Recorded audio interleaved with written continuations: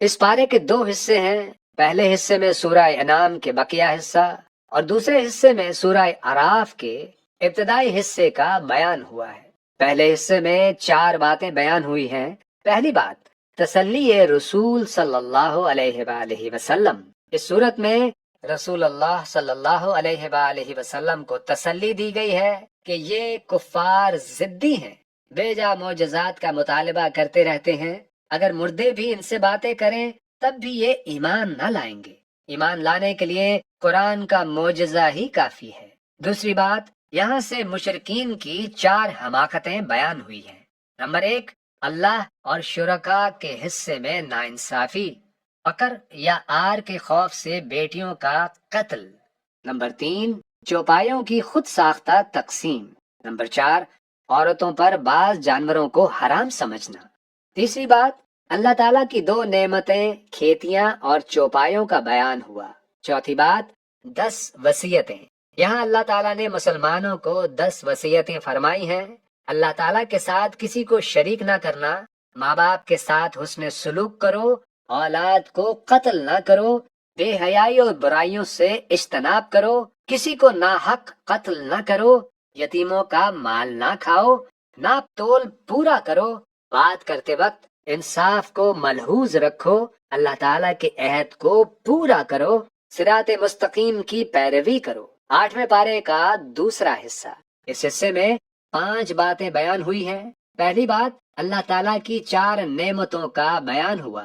Number 1، قرآن کریم۔ Number 2، زمین میں تمکین، یعنی انسان کو زمین پر بسنے، حکومت کرنے اور نعمتوں سے فائدہ اٹھانے کی طاقت عطا ہونا۔ نمبر 3، انسان کی تخلیق۔ نمبر 4، انسان کو فرشتوں سے سجدہ کروانا۔ دوسری بات، 4 ندائیں۔ اس سورہ اعراف میں اللہ تعالیٰ نے انسان کو 4 مرتبہ یا بنی آدم کہہ کر پکارا ہے۔ پہلی 3 نداؤں میں لباس کا ذکر ہے اور اس ضمن میں مشرکین کے اس دعوے کی تردید کی گئی ہے کہ ننگے ہو کر طواف کرنے کا حکم اللہ تعالیٰ نے دیا ہے۔ چوتھی ندا میں اتباع رسول صلی اللہ علیہ وآلہ وسلم کی ترغیب دی گئی ہے۔ تیسری بات، جنتیوں اور جہنمیوں کا مکالمہ۔ چوتھی بات، اللہ تعالیٰ کی قدرت کے 6 دلائل بیان ہوئے۔ بلند و بالا آسمان، وسیع و عریض عرش، رات اور دن کا نظام، چمکتے سورج، چاند اور ستارے، ہوائیں اور بادل، زمین سے نکلنے والی نباتات۔ 5ویں بات، 5 قوموں کے قصے بیان ہوئے۔ قوم نوح، قوم عاد، قوم سمود، قوم لوط، قوم شعیب۔ پھر ان قصوں میں موجود 5 حکمتیں بیان کی گئی ہیں۔ نمبر 1، رسول اللہ صلی اللہ علیہ وآلہ وسلم کو تسلی دینا۔ نمبر 2، نیک اور بد لوگوں کے انجام کو واضح کرنا۔ نمبر 3، یہ بتانا کہ اللہ تعالیٰ مہلت ضرور دیتا ہے مگر ظلم کو نظر انداز نہیں کرتا۔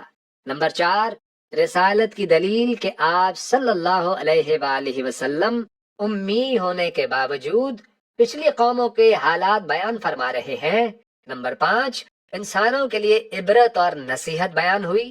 اللہ تعالی ہمیں قرآن کی ہدایات پر عمل کرنے کی توفیق عطا فرمائے۔